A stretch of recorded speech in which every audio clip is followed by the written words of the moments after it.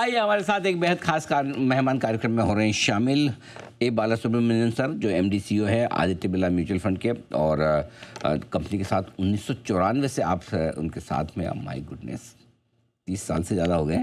और इससे पहले आप GIC mutual fund, can bank financial services में आप अपनी लंबी सेवाएं दे चुके हैं। MFI के बोर्ड पे हैं आप साल 2009 से ही, और आपने IIM बेंगलोर से और हार्वर्ड बिजनेस स्कूल से आपने मैनेजमेंट प्रोग्राम्स किए हैं। इसके अलावा आपने BSc की डिग्री हासिल की है मैथमेटिक्स में, और MSc डिग्री हासिल की आपने MBA की है बिजनेस एडमिनिस्ट्रेशन में। सर जाने माने फंड मैनेजर हैं ही, इक्विटी और डेट दोनों पर गहरी पकड़ रखते हैं, और साथ ही साथ भारतीय बाज़ारों पर भी और ग्लोबल मार्केट्स पर भी। बाला सर, गुड मॉर्निंग, बहुत बहुत स्वागत है आपका। धन्यवाद सर स्टूडियो में आने के लिए, समय देने के लिए। अभी आजकल सर कोई लोग सवाल ये नहीं करते कि मार्केट किधर जाएगा, क्या सब पूछते सर ये ट्रम्प क्या करेगा। आप बताओ सर क्या करेगा ये, क्या और कितना लंबा और चलेगा। नहीं, ये तो जो ईरान वार तो कोई किसका भी एक्सपेक्टेशन नहीं था।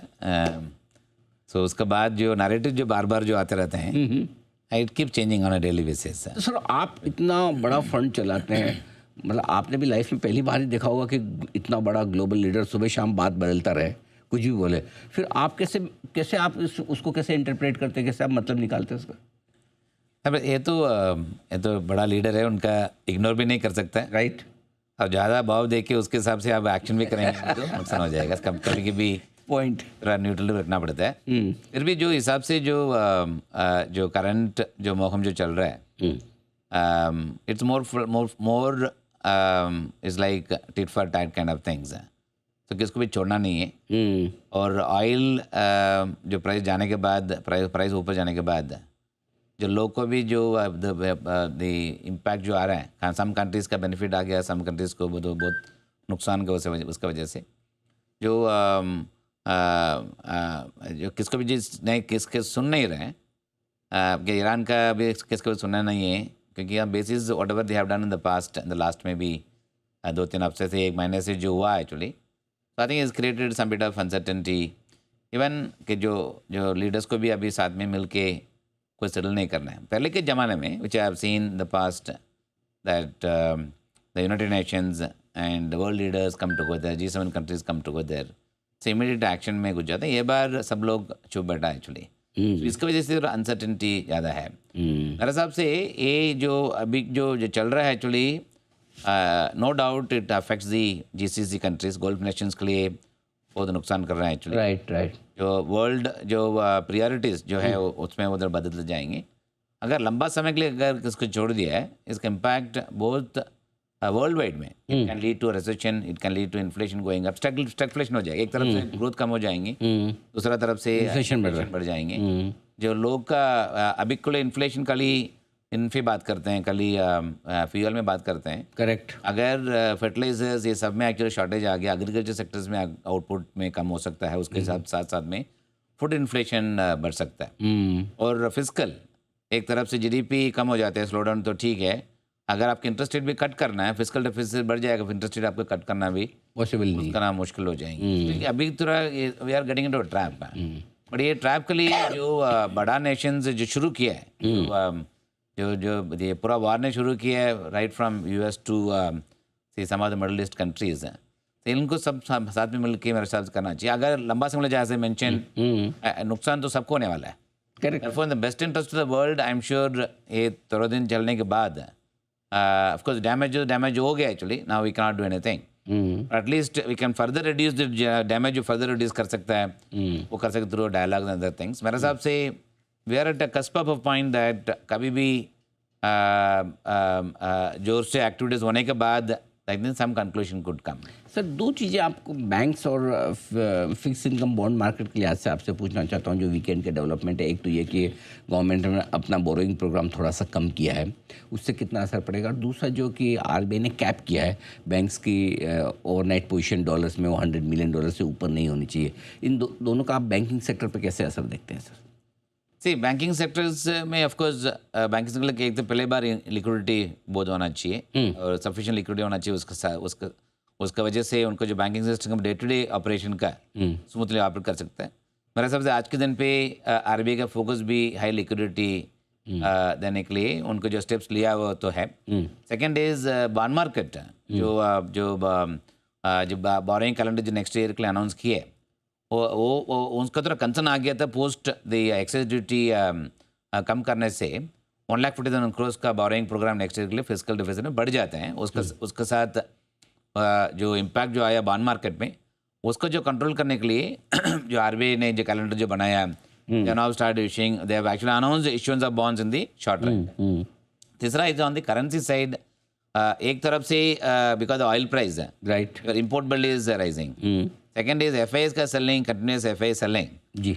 उसका साथ उसका वजह से बैलेंस ऑफ पेमेंट में भी पहले जो कंफर्ट जो था बैलेंस ऑफ पेमेंट में आज के दिन में बॉर्डर लाइन केस में आ गया. करंट अकाउंट डिफिसिट एक तो बढ़ते जा रहे हैं. दो यार कंफर्टेबल पोजीशन, ऐसा नहीं है that get worried, but current account deficit थोड़ा थोड़ा स्लिप होते जा रहे हैं और बैलेंस ऑफ पेमेंट भी पहले जो सरप्लस था उसमें भी थोड़ा सा स्लिप होते जा रहे हैं. उसका कारण से मेरे हिसाब से आरबीआई ने जो बैंक्स के लिए लिमिट रखा. This in my view is very good. मेरे हिसाब से जो करंट जो ग्लोबल अनसर्टेनिटी है इसमें एक तो रेमिटेंस ग्लोबल रेमिटेंस इंडिया में आई थिंक बढ़ सकता है. राइट. दूसरा एक्चुअली जो लोग और रुपी डिप्रिशिएट होने का कारण रादर एक्सपेक्टेशन पे जो फॉरेन अकाउंट में जो पैसा रखा हुआ एक्चुअली डॉलर में और people have kept the money in dollar, उसको मैं आई थिंक अंदर पैसा लेके आने के लिए जो आरबीआई ने किया है इसका 2-3 इम्पैक्ट आ सकता है. एक तो रुपी स्टेबिलिटी आ सकता है, दूसरा इम्पोर्ट बिल उसका वजह से थोड़ा कम हो सकता है.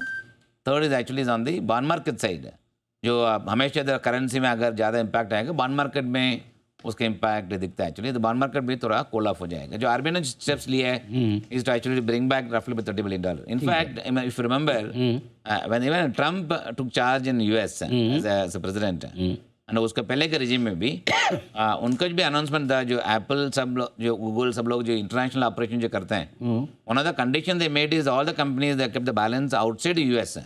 उसमें अंदर लेके आने के लिए they actually put a condition. Correct. Same way India also is done I think is the right direction.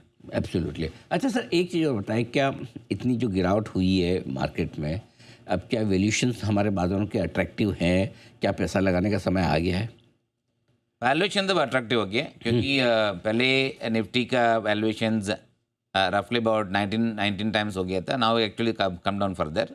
इसमें खाली एक ही खाली फैक्टर्ड इन नहीं है. अगर ऑयल प्राइस का हाई ऑयल प्राइस के हिसाब से अगर स्लो डाउन में आ गया है, अगर जीडीपी भी 20-30 बेसिस पॉइंट्स का अगर नॉक ऑफ आ गया है एंड उसका साथ साथ में अर्निंग्स कम हो सकता है. But as it stands today किधर भी कोई भी सेक्टर में स्लो डाउन का दिखता नहीं है. ऑटो में अभी भी ये महीने का भी सेल्स नंबर ठीक ही है और बाकी अदर सेक्टर्स में जो इलेक्ट्रॉनिक मैन्युफैक्चरिंग सेक्टर्स में स्लो डाउन नहीं है. Other manufacturing sectors defence manufacturing sector में इंडिया में स्लो डाउन है. ऑन द कॉन्ट्ररी इंडिया का जो नेक्स्ट ये सब डस्ट सेटल होने के बाद इंडिया का progress can become potentially faster. अगर वो बेसिस में देखते हैं the current market valuation is actually somewhat attractive.